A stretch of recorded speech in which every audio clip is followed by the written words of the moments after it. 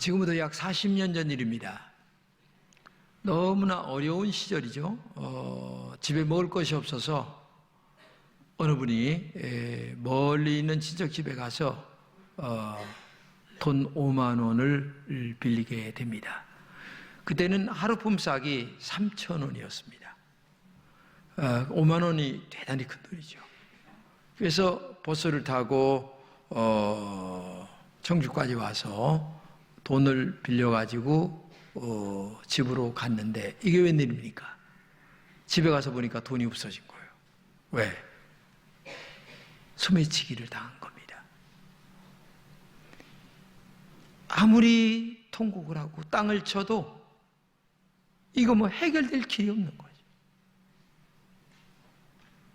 그때 돈 5만 원이면 엄청나게 큰 돈이에요.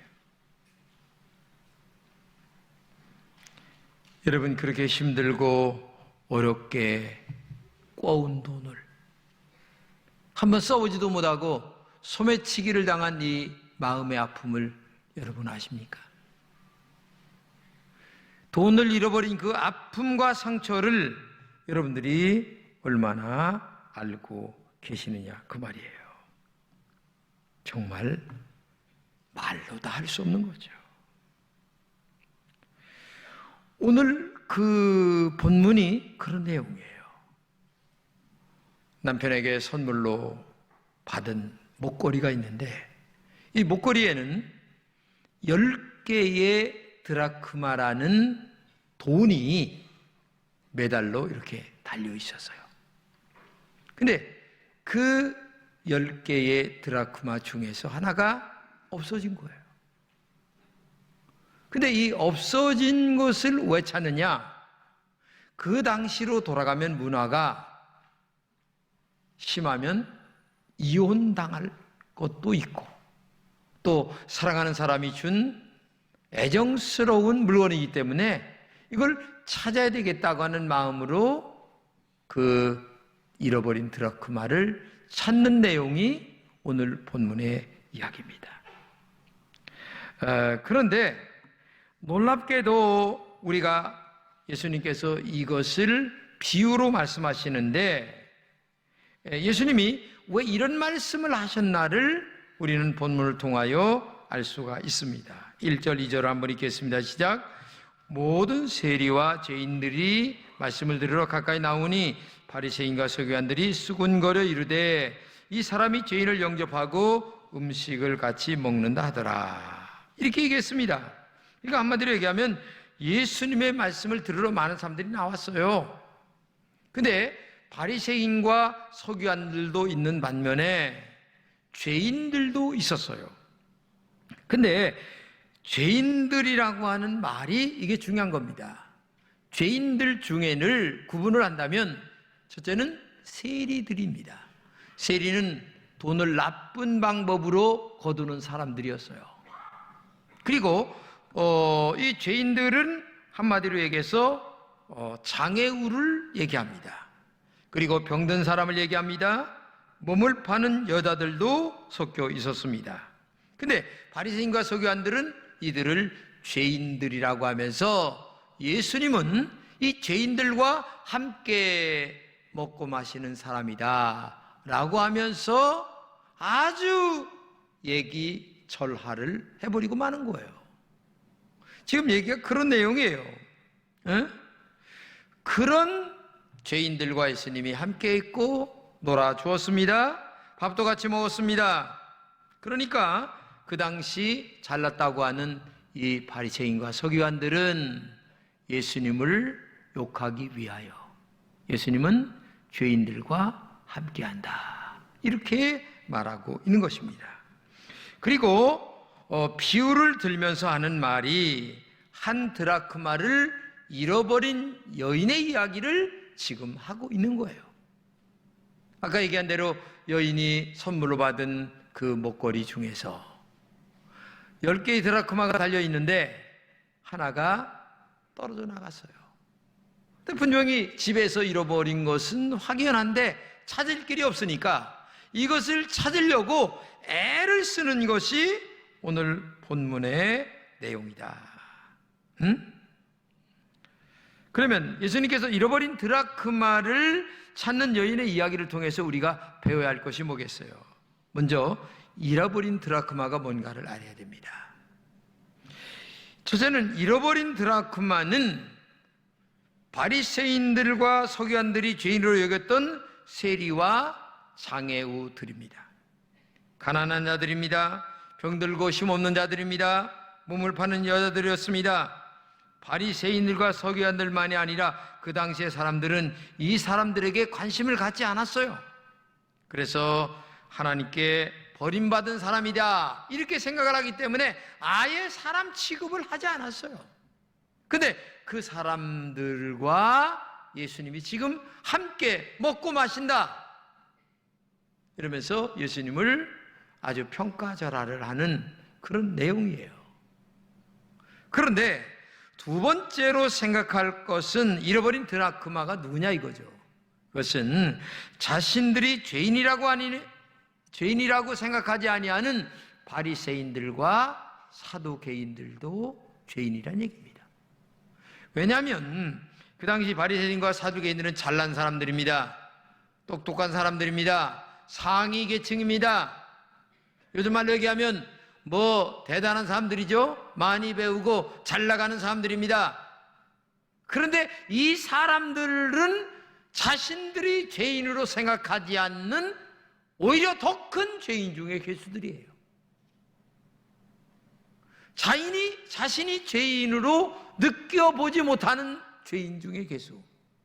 여러분, 하나님 앞에서 사람들이 볼 때에 죄인으로 보는 죄인들만 죄인입니까? 하나님의 눈앞에는 다 똑같은 죄인들이에요. 세상 사람들이 볼 때에는 저 사람은 죄인이 아니라고 생각하는 사람도 하나님 볼 때는 죄인이에요. 지옥에 가야 될 사람들이란 얘기예요. 착각은 자유지만 하나님은 정확하십니다. 그렇기 때문에 오늘도 죄인들 중에 누굽니까? 바리새인과 그 다음에 서기관, 잘났다고 하는 이 사람들 죄인 중에 괴수예요. 근데 오늘 우리 주변에 이런 사람들이 많아요.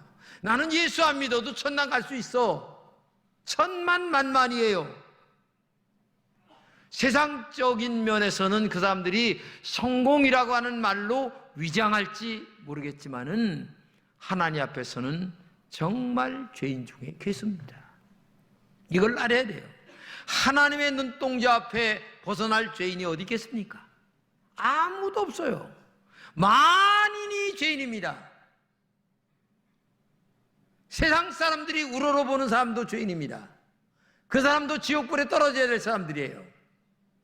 그렇기 때문에 오늘도 하나님 앞에서의 죄인은 세상 사람들이 평가하는 세리나 아니면은 장애우나 아니면은 몸을 파는 여인이나 죄인이 아니란 얘기예요. 오히려 그런 사람들을 우습게 바라보고 있는 잘났다고 하는 사람들도 죄인 중에 괴수예요. 이걸 알아야 돼요. 왜? 하나님 앞에서는 똑같은 죄인이기 때문에. 근데 이 사람들은 지금 죄인인 줄을 모르는 죄인이에요. 그런데 이런 죄인들이 누구냐 이거예요. 오늘 현실적으로 가까이 있는 우리의 부모님일 수도 있습니다. 남편과 아내일 수도 있습니다. 아직 하나님을 모르는 우리의 자녀들일 수도 있죠. 내 친한 친구일 수도 있습니다. 매일 인사하며 살고 있는 이웃일 수도 있습니다. 우리가 다시 찾지 아니하면 그들의 영혼은 죽은 자나 마찬가지인 사람들이 있습니다. 지옥이란 멸망의 길로 달려가는 사람들이 있습니다. 그들이 이 땅에 아무리 좋은 곳을 누려도 결국 그들의 마지막은 지옥이라는 사실을 우리가 알아야 됩니다. 예수 믿지 않는 영혼은 누구나 다 지옥불에 떨어질 수밖에 없는 거예요. 부활절이 되면 계란을 먹습니다. 근데 계란에는 두 가지가 있습니다. 유정란과 무정란이 있습니다. 근데 겉으로 볼 때에는 똑같습니다. 근데 부학이라고 하는 것에 딱 집어넣으면 21일만 되면 유정란은 생명이 나오고 무정나는 고난 터져입니다. 여러분들은 언젠가는 죽음이라고 하는 부화기에 들어갈 날이 꼭 오게 되어 있어요. 여기 계신 여러분들이 아무리 지금 건강하고 튼튼해도 죽음이라고 하는 부화기에 안 들어갈 사람이 누가 있겠어요? 그 죽음이라는 부화기에 딱 들어갔을 때에 예수님을 영접하여 유정란이 된 사람만이 하나님의 나라 갈 수 있고, 예수님을 영접하지 않은 아무리 돈이 많고 학식이 많고 지위가 높아도 무정란은 지옥불에 떨어지는 거예요. 하나님이 정한 길이기 때문에 거기서 벗어날 사람은 0.0001% 사람도 없어요. 그렇기 때문에 오늘도 살아있을 때 예수를 믿는다는 것이 얼마나 중요한가를 우리가 알아야 되는 거예요. 요한일서 5장 12절을 함께 읽겠습니다. 시작. 아들이 있는 자에게는 생명이 있고 하나님의 아들이 없는 자에게는 생명이 없다라고 말씀하십니다. 여러분, 아들이 있다라고 하는 말이 뭡니까? 마음속에 예수님을 나의 구주로 영접된 사람, 즉 유정란이 된 사람, 이걸 얘기하는 거예요. 아들이 없다는 말은 뭡니까? 마음에 예수님을 영접되지 않은 사람, 이런 얘기예요. 그렇기 때문에 아들이 있는 자에게는 천국이라는 생명을 얻게 되고, 아들이 없는 자에게는 지옥이라고 하는 죽음을 얻게 될 수밖에 없다는 얘기를 하고 있는 거예요. 그렇기 때문에 오늘도 이 땅에서 성공과 실패를 논하지 말고, 하나님 앞에 어차피 죽을 우리들이기 때문에, 언젠가는 하나님 앞에 설 우리들이기 때문에 여러분과 제가 예수님을 마음속에 영접했느냐 안 했느냐가 이게 정말 중요한 것이지. 여러분 생각해 보세요. 안 죽을 사람 있습니까 여기? 내일 일은 아무도 몰라요. 에? 내일 일을 아는 사람은 아무도 없어요. 그렇기 때문에 오늘도 정말 우리가 예수님을 영접하여 생명이 있는 사람, 즉 유정란이 되어 있는 사람, 영적으로. 그래서 죽음이라는 부화기에 딱 들어갔을 때에 하나님 나라를 갈 수 있는 영적인 상태를 만들어가는 여러분 되시기를 진심으로 축복합니다. 그러면 잃어버린 소중한 사람을 어떻게 찾아야 할까요? 오늘 말씀에 나오는 한 드라크마를 잃어버린 여자는 어떻게 했느냐? 첫째, 등불을 켜고 찾았다, 이렇게 얘기합니다. 우리가 어떤 일을 할 때에 눈에 불을 켜고 일을 하라, 이런 말을 합니다.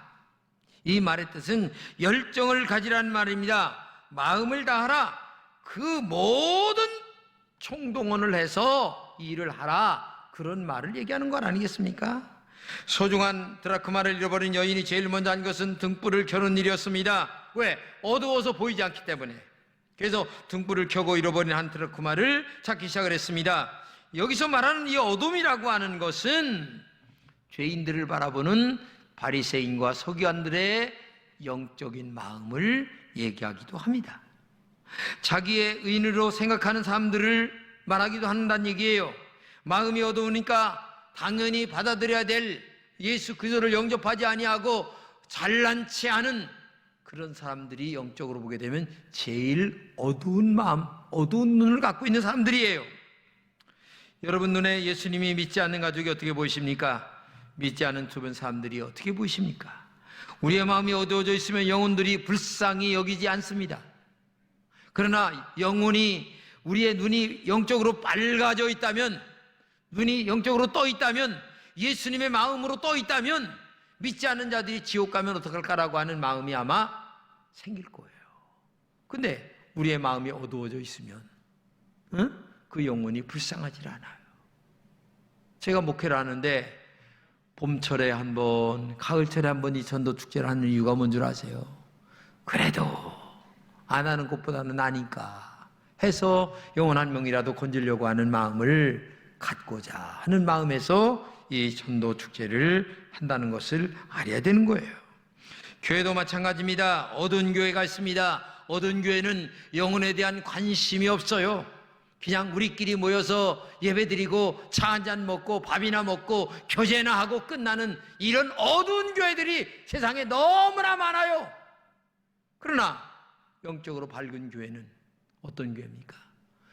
눈에 영혼의 등불을 켜고 한 영혼을 건지려고 애쓰고 이리저리 분주하게 뛰는 교회는 어두운 교회가 아니라 밝은 교회입니다.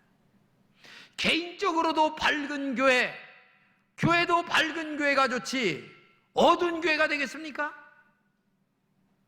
여러분, 어두운 사람들은 어두운 짓만 좋아합니다. 웅큼한 짓만 좋아합니다. 나쁜 짓만 좋아해요. 이건 말도 안 되는 일입니다. 가족의 영혼을 향한 등불을 켜시길 바랍니다. 친구에 대한 영혼의 등불을 켜시기 바랍니다. 무엇보다도 중요한 것은 나에게 가까운 이웃에 대한 영혼의 등불을 켜는 것이 얼마나 중요한가를 알고 정말 마음의 등불을 켜고 어두운 곳을 잘 살펴가는 여러분 되시기를 축복합니다. 두 번째는 집을 쓸면서 찾았습니다. 당시 이스라엘 집은 흙집으로 된 집들이 많았죠. 이 집을 쓰면 먼지가 납니다. 그런데 먼지가 중요한 것이 아니에요. 잃어버린 드라크마를 찾는 게 더 중요하다는 얘기입니다. 그곳에 먼지가 많이 쌓여도 그래도 쓸어봐야 되는 거예요. 어디에 떨어졌는지 알 수가 없기 때문에. 그래서 예수님은 잃어버린 영혼을 찾으러 갈릴리 주변만이 아니라 사마리아 동네까지 그저 쓸고 다녔어요. 이걸 알아야 됩니다. 응? 전도하는 것을 좋아하는 사람들보다 싫어하는 사람들도 있어요. 교회 안에서도. 아유, 김진호 목사는 맨날 영혼 건지라고 하고 말이요. 전도만 하라고 하고. 에이, 답답해. 나 다른 교회로 갈랴. 갈 팀은 가. 응? 갈 팀은 가. 나는 본업이 이건 줄 알고 목회라는 사람이니까. 그래서 교회의 본업은 지옥 갈 사람은 천당 보내는 게 교회의 본업이에요. 믿음으로 살도록 만들어가고 그러면 하나님이 영과 육을 축복하게 살아가는 게 교회의 본업 아니겠어요? 그런데 이 전도하지 않는 사람들은 마음속에 맨날 전도만 하라고 한다고 말이요. 그 교양적으로 우리에게 들어서 좋은 그건 저 대학원에 가서 들으면 돼요. 그런 이야기는 나보다 더 잘하는 사람들이 많아요. 교회는 그런 얘기 하는 데가 아니에요. 교회는 영적인 얘기를 하는 데고 하나님의 나라에 관하여 이야기하는 데지 대학 교수님들이 그런 것들은 잘합니다. 그런데 강의하는데 평생 대학원에 들어가 보세요. 기가 막히게 더 합니다. 그러니까 오늘도 여러분들이 그런 유에 빠지면 안 돼요. 만약에 내 가족 중에 암에 걸렸는데 병원에 가보라고 얘기 안 한다면 그게 가족입니까? 돈을 주면서라도 병원에 가라고 얘기해야 그게 가족이지. 생각해 보세요. 우리 교회 어느 권사님이 쓰러 넘어졌어요. 그래서 손이 이게 문제가 있는데 뚱뚱 붓고 그랬어요. 근데도 뭐 별걸로 아닌 줄 알고 안 갔어요. 자식들이 그냥 끌고 갔어. 가보니까 나중에 보니까 이게 세상에 금이 간 거야.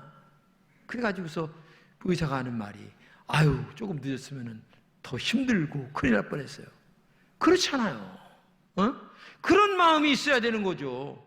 나는 천국 가는데 아니 사랑하는 사람이 지옥불에 떨어진다면 그걸 어떻게 가만히 있는다는 것 자체가 잘못된 거예요. 영적인 암보다도 더 무서운 지옥불에 떨어지는데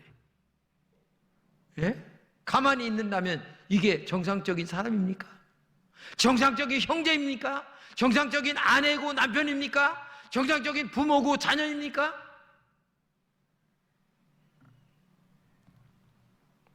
예수 믿는 것 더 늦으면 큰일 납니다. 부지런히 쓰려야 돼요. 먼지나게 쓰려야 됩니다.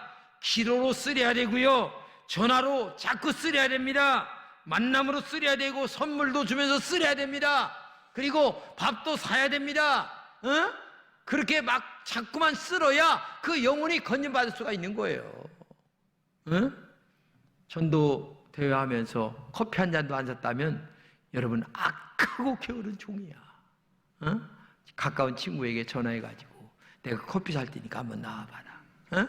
내가 밥 살 테니까 한번 나와봐라. 그래서 얘기하고 또 초청하고 10번 20번이라도 또 얘기를 해서 그들이 교회 나와 예수 믿도록 만들어가는 것이 교회가 해야 될 일이지. 생각해 보세요. 아니 세상에 암보험 파는 사람 보세요. 한 번, 두 번 가는 게 아니에요. 10번, 20번. 아니 암보험 파는데도 그렇게 열심히 하는데, 아니 지옥 보험을 팔아가는데, 세상에 천국 보험을 파는데 가만히 있으면 되겠습니까? 우리가 뜨겁게 전도해야 돼요. 우리 금천의 성도들은 그렇게 열심히 하시기를 축복합니다. 세 번째는 찾을 때까지 부지런히 찾았습니다. 잃어버린 드라크마를 잡기 위해서 여인은 포기하지 않았어요. 찾을 때까지 부지런히 찾았다. 간절한 마음, 애타는 마음, 반드시 찾아야 된다고 하는 이 열정적인 마음이 이 여인에게 있었어요. 아마 내가 볼 적에는 이 여인이요, 장롱을 20원도 더 옮겼을 것 같아. 그렇지 않아요? 그리고 걸려있는 옷마다 그냥 주머니마다 뒤지고 또 뒤지고 또 아이고, 내가 생각해 볼 적에 이 여자가요, 아마 집안을 발칵 뒤집어 놨어도 보통 뒤집어 난 거, 이럴 정도로 일을 해야 뭐가 되는 거예요.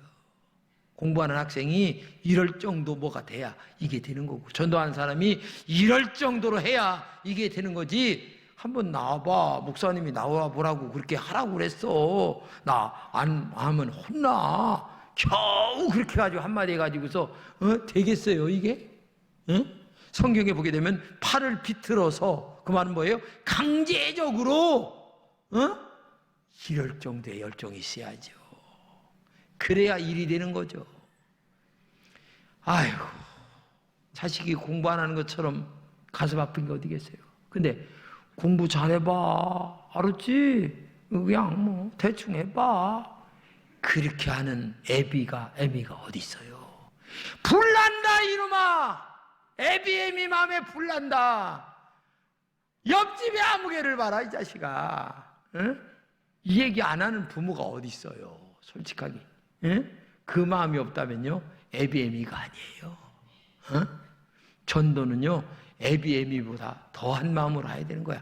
주님이 얼마나 십자가에 피 흘려 죽으시고, 주님이 대못을 받고 하나님이신 그분이 이 땅에 내려오셔서 십자가에 피 흘려 죽기까지 하신 그 십자가의 사랑을 생각한다면, 내 자존심 체면, 여러분, 아이고, 전도하다가 요구도 먹는 거 생각하면요, 말도 못합니다. 나도 자존심 강한 사람이에요. 근데요, 전도하는 데는요, 자존심 다 내려놔야 돼요.